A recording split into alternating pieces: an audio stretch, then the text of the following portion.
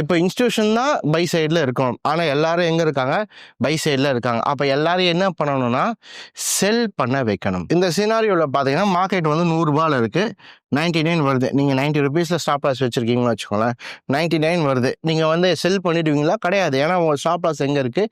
90 கிட்டே இருக்குது, 95 கிட்டே வருது. கடைசியில் மார்க்கெட் வந்து 90 வந்து ஸ்டாப் லாஸ் ஹிட் ஆகணுன்னே நம்மளுக்கு கண்டிப்பாக ஒரு மேஜர் லாஸ் வந்திருக்கும். நீங்கள் எஜிங் பண்ணிங்கனாலும் சரி, எஜிங் பண்ணனாலும் சரி, நம்மளுக்கு என்ன ஆகுது?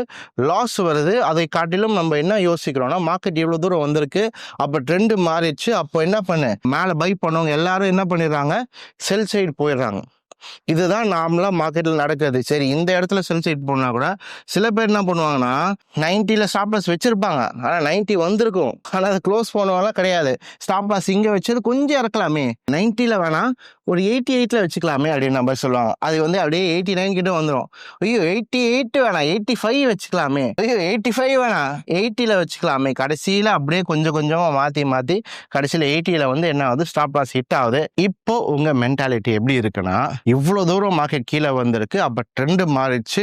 கண்டிப்பாக இது என்ன ட்ரெண்டு? செல் ட்ரெண்டு தான். அப்போது நல்லா புரிஞ்சுக்கோங்க, மேலே பை சைடில் இருந்தவங்க, கரெக்டான ட்ரெண்டில் இருந்தவங்க என்ன பண்ணுறாங்கன்னா செல் பண்ணுறாங்க.